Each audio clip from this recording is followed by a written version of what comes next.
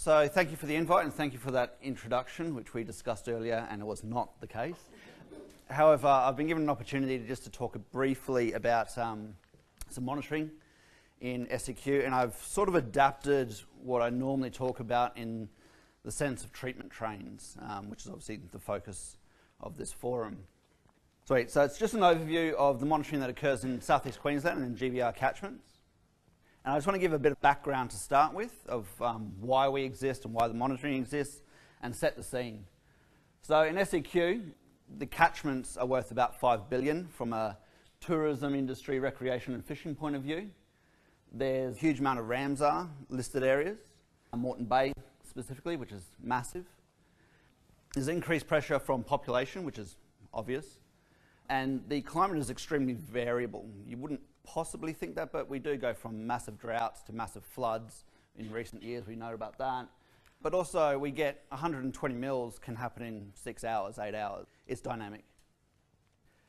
The catchments are significantly degraded. I think if you look at the Healthy Waterways report card, that's evident. And there's quite a lot of system repair that is needed. That's the bad story. It's not all bad. To manage all of this, to make it all happen, there's two key documents, Southeast Queensland Regional Plan and the NRM Plan.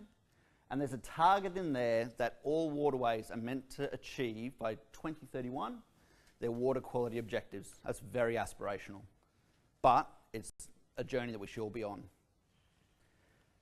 Now over to Great Barrier Reef, iconic. We all know about the GBR, beautiful, wonderful, huge economic import, the economy, and yet again, also a very highly variable climate, more so than southeast Queensland, where you're going all the way from, say, Cape York, which has floods and droughts, to the wet tropics, which is constant rainfall, constant flowing rivers, down to, say, the lower Burdekin or the Burdekin, which can 1 year discharge 8% of its annual volume, and then the next year 700%. To manage in the reef sense, there's two key areas, two documents. There's a long-term sustainability plan, which is all about ensuring the outstanding universal value of the reef and that it's here to stay.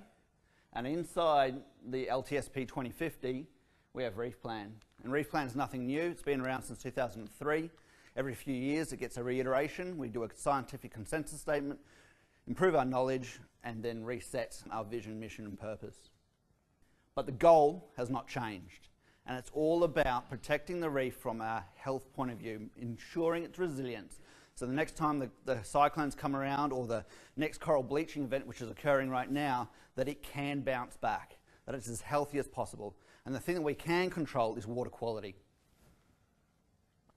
Here are the current targets, and they're under review. I think most in the room would understand these targets or know of these targets. So there's a focus on inorganic nitrogen, sediment and particulate nutrients, and also pesticides. And to achieve those water quality targets, which is the aim, we have some on-ground targets about riparian extent, ground cover. And what I'm going to pitch is maybe an innovative, novel, new way, maybe 20% adoption of treatment trains needs to be a target. Not saying it's endorsed, but it's an option. We heard from Tony and from Claire this morning, we need to think outside the box. Jeff Garrett has said, let's think outside the box. To achieve these targets, we're going to need multiple, as soon as it comes up, multiple interventions. We use multiple lines of evidence to show that water quality is an issue and the reef is at risk. We need multiple interventions to achieve those targets. And it's awesome this forum is happening, because I think in this room we can come up with those multiple interventions. It's not just about BMP, although that is essential. It's about some other options as well. The conceptual diagram is also under review, and I'm yet again going to pitch that maybe in that conceptual diagram we have some treatment trains, maybe some areas where we look at retention basins capturing all the farm runoff, or we look at underground bioreactors that fence off entire cane areas. I don't know, that's extreme, but let's put it on the table. But can I emphasise, through any monitoring and evaluation, if you don't measure, you cannot manage. So it's pointless doing any of this work without having some good measurements, some good understanding, some good fundamental science behind it all. So I'm just going to talk generally about some water quality things that we see in these catchments and sort of set the scene of what kind of treatment trains you can possibly use, because you do different treatment trains. I'm no expert in treatment trains, but I can imagine you'd use different treatment trains depending on what your focus or what your scope is. So the treatment trains that we adopt or use need to have obviously predefined objectives. And my question is, are we focusing on loads? Are we focusing on peak concentrations, so the maximum concentrations or the 95th percentile concentrations that we're seeing in these systems, or concentration duration? And the reason why I ask that is there's some rules of thumb when you're talking about biological effects and exceedance, especially with toxicants, and we'll put pesticides and even nitrate in that category there. The greater the exceedance above the threshold, maybe it's an ANZAC ARMCAN's guideline, the more severe the biological threat. The longer that exceedance happens, the more severe the biological threat. And the more times that exceedance happens, so the repeated pulses, the more severe the biological threat. So you just need to have that in the back of your mind with how we're treating this water. Then when we come to like catchment dynamics, water quality varies. It'd be nice to say that we could just have an average for every catchment, every stream, under every condition. It just doesn't happen. Each catchment is unique, each stream is unique, each spot along a river or creek is unique. Concentrations and loads vary during ambient flow and in event conditions during flood conditions. I think that's logical. But it's not always as logical as you think. You would think, oh, maybe in event conditions the concentrations are always high. It's not the case, and I'll show you some data in a minute. There's the first flush phenomenon. So that first flush of those streams in the year, highest concentrations, that's pretty much universal around everywhere. And those concentrations can be pretty bad. Pesticides, bit of a unique one. They don't have a flow relationship. We call it a dissipation curve. So it's all about application time to first runoff. Okay? Pesticides degrade, they have a half-life, and it's all about when that rain happens and where that application was depending on the concentration. So you're not going to get this lovely flow concentration relationship where you can just get an average concentration times it by flow and get beautiful loads. It doesn't work that way. Systems exhaust. I've been up at the Ballyando River, which is out in the Burdekin. 6 metres of water flowing through about 800 metres. Put your hand in 10 centimetres, can't see my hand. 5 months later, same level of water, same flow, hand in, crystal clear all the way through to the bottom. Systems do exhaust.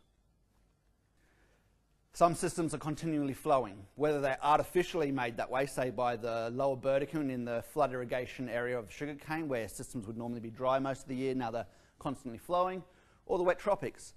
The Russell-Mulgrave River, just south of Cairns, about 3 months of the year, you start to get a bit of salt incursion back up. The other 9 months, the water pumping out of there is around about 50 microsiemens. It is fresh and it is just constant. And land use. There is a strong link of land use to water quality issues. So classic ones are diuron, sugarcane, tebuthyron, grazing, sediment, grazing, nutrients, cane.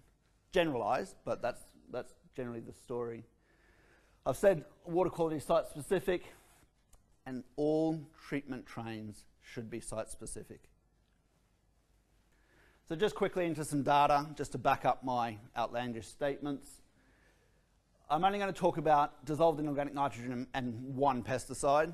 We haven't got time to go through all the things we report on, but if you want to grab me at any stage or get me to present, I'm happy to present on anything. So it's the devil in the detail, without a doubt, okay? So this is a pie chart, and we've got Cape York all the way down to the Burnett Mary. This is the Reef focus right now. And we've got all the catchments in between. I have lumped some catchments up just because of the story is not really there. And this is the annual average loads of dissolved inorganic nitrogen, so tonnes per year, okay, coming out of each of these catchments. I've just categorised the red ones. The red ones are wet tropics. Blue is the Burdekin, Fitzroy, the green is Mackay Sundays, and the orange kind of area is like your Burnett Mary. So it's just categorised by region for colour. The reason why I've done this is straight away you look and you go, okay, wet tropics, dissolved in organic nitrogen, let's call it a third, maybe nearly over a third, nearly half really, of the dissolved in organic nitrogen is coming from the wet tropics. A couple of reasons, obviously the agriculture, also huge amounts of rainfall, huge amounts of flow, huge amounts of delivery. But there's another story behind that. Burdekin, big chunk, same with Fitzroy, not so much out of the Mackay Sundays, which is interesting because that's also another heavy agricultural area. When you break that down and you look at what's punching above its weight, so this is a yield, this is tonnes per kilometre squared, and this is important because if you want to focus a treatment train, you want to get your biggest bang for your buck. You want to really go in where you can get the biggest reductions. The wet tropics, which is that red colour, we're talking now 2/3 pretty much. 70% of the load is coming from the wet tropics. And then Mackay Sunday starts to rear its head. And yet again, it's because of the agricultural footprint. Now, nothing's ever as simple. We talk about dissolved organic nitrogen.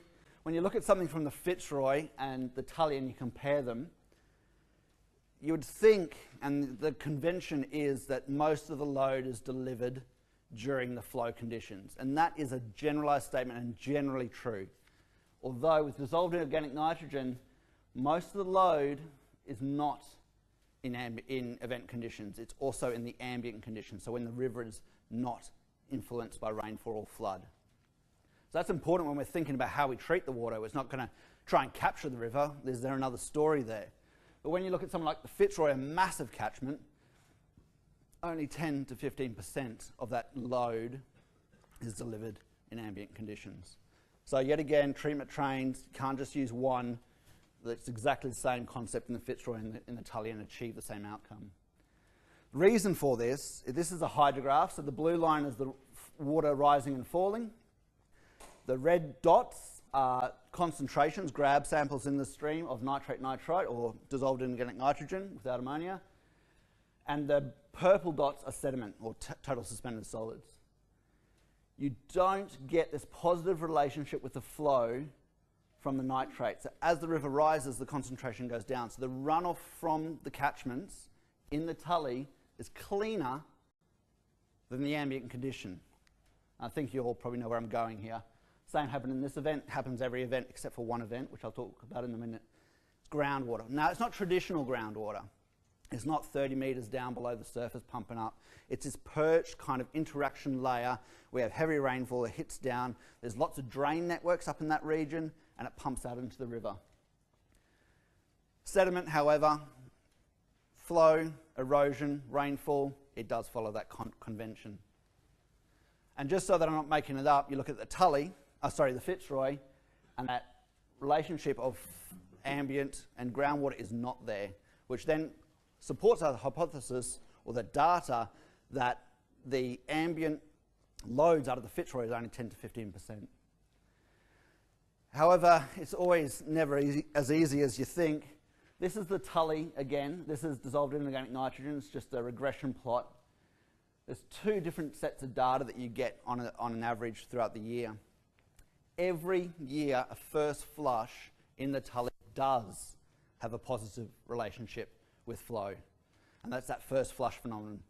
Then you take that away and you get this beautiful regression line of decreasing concentration with increasing velocity and volume discharge. And then to complicate things, if you go into Tully Gorge National Park, where it's not modified by land use, so the green line is the hydrograph at Tully Gorge, the blue line is the hydrograph down at Tully Urimo, which is impacted by agriculture. You get a positive relationship with flow from dissolved organic nitrogen, which is what I've said doesn't happen, but in the natural sense it does happen. But at an impacted site or a modified system, you get that negative relationship. And then we move on to pesticides, and I've got one flow example of pesticides, but I just wanted to highlight there's three kind of focus areas for pesticides from a peak concentration point of view. So basically, in summary, these bar graphs, it's the maximum that's been detected in the catchment. It's not a concentration. This is a way that we take all the pesticide results, we crunch it into one number, and we compare it to the potentially affected amount of species. So if you're looking in a system to use Anzac arm cans to protect 95% of species, and you're hitting 90% of species, you're slightly off the mark. So this is a good focus area for pesticides because these kind of numbers need to dramatically come down. And this is the kind of relationship you see in a pesticide sense from a site. This is Tully again. This is the chemical called imidacloprid. They use this chemical for cane grub to protect their crop. It's a neonicotinoid. If you know anything about this chemical, heavily banned or suspended or controlled in Europe and other places. In Australia, we don't control it as much as we probably should. But you get this dissipation curve. Now, this is a log scale, and you can sort of see it occurring there. High peak concentration at the start of the year. But if I just switch to a normal scale, you can really see this dissipation curve. Even though you get events here that are quite similar in nature, it's all about that application timing. So if you're doing a treatment train that's focusing on pesticides, it's about getting that to intercept the application time. Quickly into SEQ. It's nothing new that I haven't already told you. It's no real different to GBR. There is obviously a massive focus on sediment, and I'm not talking about sediment today, southeast Queensland catchments, but treatment trains can obviously deal with sediment as well. But there are some hot spots, and there's one particular one I'm going to show you some data on in the Pumice-Stone area in Coochin Creek. So this is the catchment. We have our site here on Coochin Creek, and we also have a site here on Back Creek. Lots of intensive agriculture occurring through here. Obviously this discharges into the Pumice-Stone Passage, obviously quite unique, and Ramsar listed. Coochin Creek there, it's the catchment, so we're not capturing any of this kind of stuff in the data I'm about to show you. And then Back Creek, a tiny little catchment, about 10 kilometres squared. I would say the worst catchment in Queensland, but I don't monitor everywhere, so I can't definitely say that. We have some, if we had time, I could throw some real-time data here. We've got some nitrate probes in that site as well. But these are the values just on nitrogen coming out of Coochin and Back. So Back Creek's the up catchment that flows into Coochin Creek. And Back Creek contributes somewhere between 20 up to 73% of total nitrogen going out of Coochin from a tiny little 10 kilometre square catchment. It's quite significant. And then when you look at NOx and ammonia, it can be quite high, although I've only got 1 year of data. We're just doing a bit of pro bono monitoring through this area. When you compare that to, say, what I would consider one of the more, I don't want to say nasty things, not one of the best catchments in the reef world is Sandy Creek near Mackay. And we look at some differences. So this is yet again a yield. Sandy Creek, let's call it 1 for total nitrogen, 0.2 for NOx. And then you look at Back Creek from that tiny little catchment, 4 to 7 times the amount. You want to go and do some great wins, focus in there. You get some really big bangs for your buck. And just to throw up some stuff from Back Creek, this is nitrate data. Here's your Anzac cans trigger value as a toxicant. This isn't a water quality guideline or a water quality objective. This is the toxicant level. So above here, there is some risk to the environment of a toxic effect. You can see the kind of values. And there's some other data that's not ours. Sunny Coast have presented, and the groundwater in that area, it's the same story as what we're seeing in the Tully, 38, 40, 42 milligrams per litre of nitrate. That's pretty huge. And yes, there's a pesticide issue in Back Creek as well, some bromacil, some diuron problems, haloxyflop, which is not on there. That's been a recent one that's starting to come up and rear its head. And if you want any more info on Reef, go to Reef Plan, and for SEQ, just Healthy Waterways website has got all our stuff. Here's some stuff, a bit passionate about imidacloprid, which is why I threw that pesticide slide in. And I want to talk about managing water quality in Australia, and especially Queensland.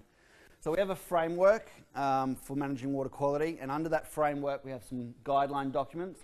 The Anzac Arm Cans guideline document is under a review, trying to create the we, being the royal we, everybody in Australia, trying to create some more guidelines and some more trigger values. We have the Queensland State's guidelines, so these are more guidelines based on your turbidity, TSS, nutrients, those kind of things, whereas this is more of a focus on toxicants. And then there's a guideline for the Great Barrier Reef. I'm just going to touch a bit on the Anzac arm cans and show you some data. So what's a trigger value, or soon to be called a guideline?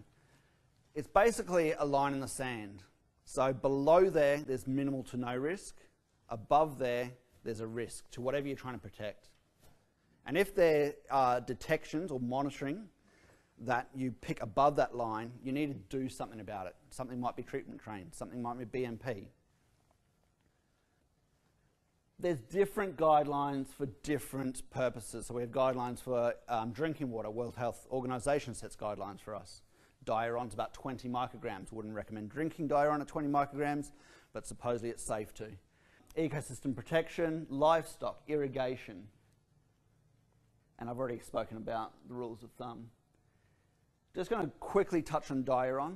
So the AVPMA, who set the legislation, or set the guidance on the labels on back of pesticides, recently reviewed the use of Diuron and in essence reduced the use on land by about half for most industries. That's a generalised statement. Because we were seeing lots of exceedances of that threshold in the environment.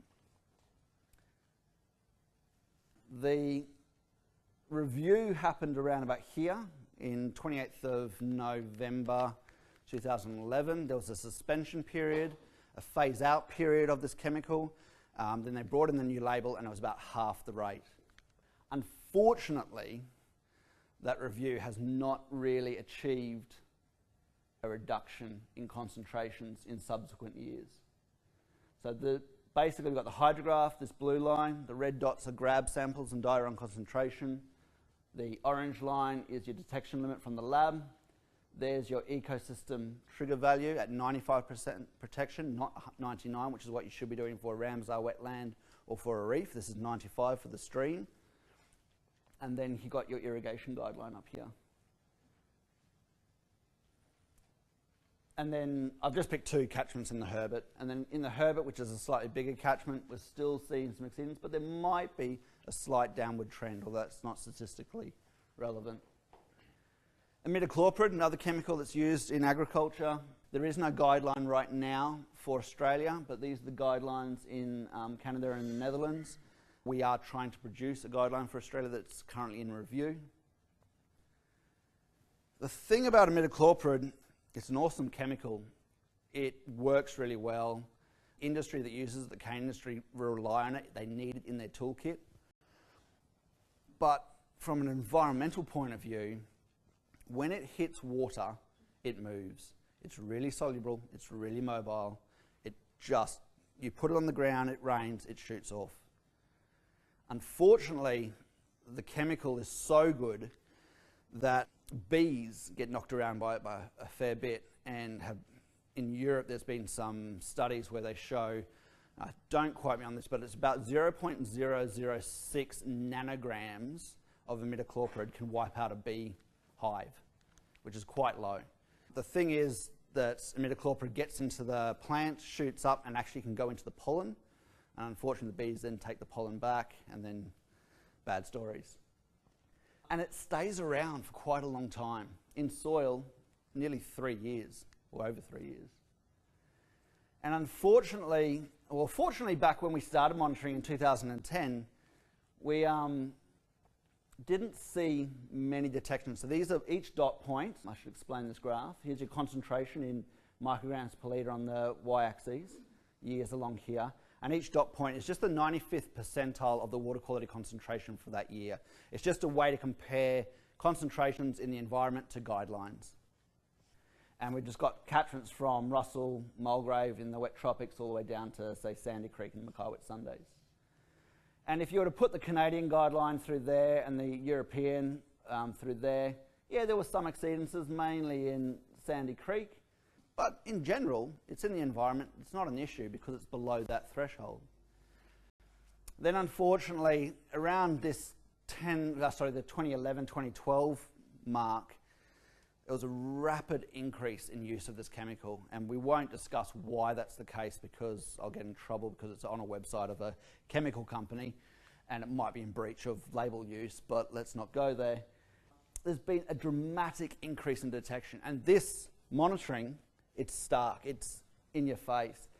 And I've spoken to the industry, they are concerned because they need this chemical. And I'm not saying ban the chemical, I'm saying let's use this chemical in an appropriate manner. It was being used in an appropriate manner back here. But unfortunately, it's dramatically increased in the environment, and the chemical use of imidacloprid and the buying of it has gone through the roof. Here's just some detections, not the 95th percentiles, these are the individual detections in Tully. I was approached by Graham Cripps back in 10-11 because he saw some of our data that was coming out, and they were very proactive in their industry in the Tully region, and they jumped on this straight away because they know they need this chemical. And hopefully what we're seeing here is a decrease in concentration.